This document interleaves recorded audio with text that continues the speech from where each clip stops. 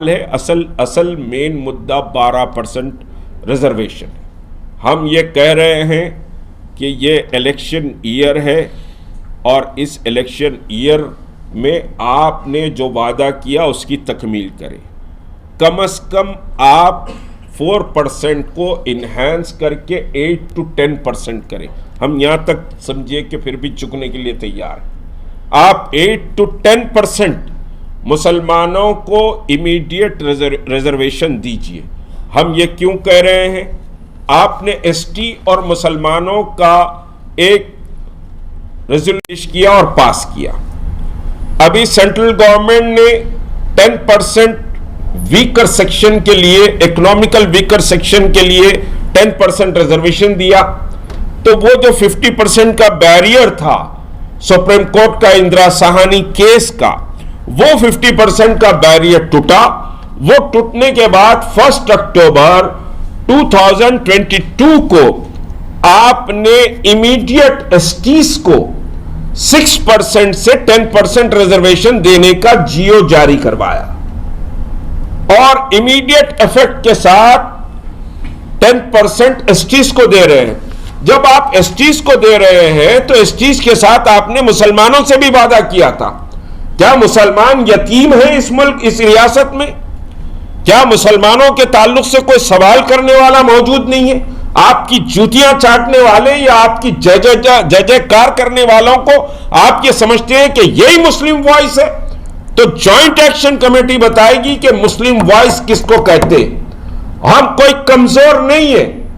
Secretariat के मसाजिद tweet खेलकर समझे कि भुला दिए गए थे, लेकिन यही जॉइंट एक्शन कमेटी है जिसने 1 मिलियन सिग्नेचर कैंपेन चलाई और सेक्रेटेरिएट मसाजिद की तामीर चूटी जिस तरह रेंगती है उस तरह तामीर हो रही है। उसकी तामीर को तेज किया जाए। महमूद अली साहब से और टीआरएस के मुसलमानों से सवाल किया जाए कि बड़े उड़ के दावे कर रहे थे कि सेक्रेटेरिएट की जब इफ्तिताह होगा तो उससे पहले हम नमाज अदा करेंगे सेक्रेटेरिएट मसाजिद में, उसके बाद इफ्तिताह होगा। अब 17 को अनफॉर्चुनेट समझिए कि code of conduct MLC election की वजह से आया तो 17 को इफ्तिताह नहीं हो रहा है, लेकिन एमएलसी इलेक्शन के बाद तो इफ्तिताह हो जाएगा। तो मसाजिद कहां तामीर हुई? और फिर मसाजिद और सेक्रेटेरिएट को तो 7 पर्दों में रखा गया। तामीर हो रही है, हमको मालूम है, हमारी अपनी इंफॉर्मेशन, लेकिन वहां पर भी मजाक कर रहे हैं कि जो ट्वीट खेले वो कह रहे हैं कि तामीर हो रही कि नहीं हो रही। ये सियासी जो ड्रामेबाजी रियासत में चल रही है, ये सियासी ड्रामेबाजी बंद होना चाहिए। तो जॉइंट एक्शन कमेटी पूरी रियासत का दौरा करेगी। हम समझिए इसी हफ्ते में करीमनगर, सिद्दीपेट और जगतियाल, इसी हफ्ते में दौरा हमारा होगा।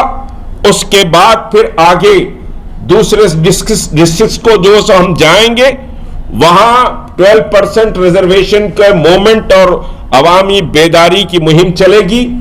उसके बाद फिर शहर हैदराबाद में 12% के लिए बहुत बड़ा एहतजाज जो महाधरने का होगा या मिलियन मार्च टाइप पर होगा, उसी को अभी मैं डिस्क्राइब नहीं करूंगा।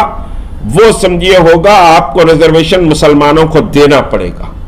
मुसलमानों के साथ बड़ी नाइंसाफियां हुई हैं, पूरी नाइंसाफियां मैं गिनाना नहीं चाहता, लेकिन मुसलमानों को रिजर्वेशन इमीडिएट आप देना पड़ेगा। जिस तरह आपने एसटीज को रिजर्वेशन दिया उसी तरह मुसलमानों को रिजर्वेशन देना पड़ेगा, वरना पूरी रियासत में एक बड़ा मूवमेंट जॉइंट एक्शन कमेटी शुरू करने जा रही है। और इस ताल्लुक से बहरहाल जहां जहां अजला में हम जाएंगे वहां वहां समझिए कि प्रेस से भी बात करेंगे और तमाम समझिए कि जमातें इस मसले पर एक आवाज हैं। तमाम जमातें इस मसले पर 12% रिजर्वेशन पर एक आवाज है। कोई डिस्प्यूट मुस्लिम जमातों में नहीं है। हाँ, जो ब्रांडेड है, जो समझिए हुकूमत के चाटुकारी है, वो एक अलग हो सकते हैं, लेकिन मुसलमान मुत्तहदा तौर पर 12% के मूवमेंट की हिमायत कर रहे हैं। और इसी हफ्ते से अजला के दौरे हमारे समझिए कि शुरू होंगे। आप इस मूवमेंट को नहीं कुचल सकते, ना इस मूवमेंट को दबा सकते हैं, ना इस मूवमेंट को समझिए कि आप दबाएंगे या कुचलने की कोशिश करेंगे तो हम खामोश भी नहीं बैठेंगे। मुझे मालूम है कि क्या क्या तमाशे हो रहे हैं, उस पर मैं बात नहीं करूंगा। मैं डॉक्टर अलीम खां फल्की साहब से गुजारिश करता हूं कि वो इस सिलसिले में बात करें। और इस वक्त अलीम खां 2 मिनट में एक अहम बात कहना चाहता हूँ। ये 12% रिजर्वेशन का मामला KCR साहब के लिए एक गुड न्यूज़ भी है और एक बैड न्यूज़ भी है। गुड न्यूज़ ये है कि अगर मुसलमान 12% रिजर्वेशन की वजह से फ़ायदा उठाते हैं तो मुसलमानों का वोट तो यकीनन पक्का है। और बैड न्यूज़ सिर्फ ये है कि अगर आप BJP को देखें तो सिर्फ 32% वोट्स के ऊपर आई है, बाकी 68% लोगों ने उनको वोट नहीं दिया।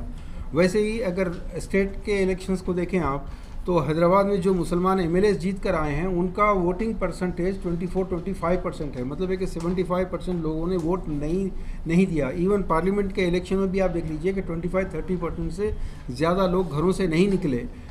मतलब ये है कि मेजॉरिटी लोग इस हुकूमत से, इस लीडरशिप से टोटल मायूस होकर घरों से वोट देने नहीं निकली। जॉइंट एक्शन कमेटी सिर्फ इतना काम करेगी कि ये लोग जो वोट देने के लिए नहीं निकले, इनको किसी भी तरीके से वोट देने के लिए जब हम घर से निकालेंगे तो तख्ता पलट जाएगा। अब ना BJP खुश हो ना TRS खुश हो कि लोग इनके परफॉर्मेंस की वजह से इनको वोट दे रहे हैं। सिर्फ लोग चूँकि मुसलमान मायूस हो चुके हैं, सो रहे हैं। और मैं समझता हूँ कि यहाँ जो लीडरशिप बैठी है इसमें इतना दम है कि जैसे मिलियन मार्च हर आदमी ने मजाक उड़ाया था कि मिलियन मार्च तो दूर की बात है, तुम 1000 10,000 आदमी जमा करके बताओ, 1 मिलियन से ज़्यादा लोग आ चुके थे। अब दोबारा 12% रिजर्वेशन के मौजू के ऊपर हम इंशाल्लाह ये करके बताएंगे।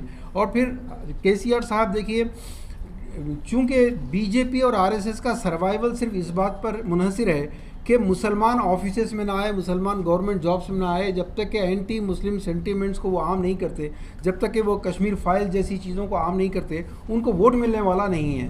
तो आप और आपकी तरह के वो तमाम नॉन BJP चीफ मिनिस्टर्स ये मैसेज दे रहे हैं लोगों को, ख़ासतौर पर हिंदू वोट को, कि आप अगर हिंदू मुसलमान के दुश्मन हैं तो हम तो उनसे आपसे कहीं ज़्यादा दुश्मनी हम करते हैं। यही वजह है कि आज इवन तेलंगाना में पुलिस डिपार्टमेंट में जाइए, एजुकेशन डिपार्टमेंट में जाइए, एयरपोर्ट या कार्गो के डिपार्टमेंट में जाइए, जुडिशरी में जाइए, अदालतों में जाइए, कहीं भी दूर दूर तक कोई मुसलमान नज़र नहीं आता, कोई रिजर्वेशन नहीं है।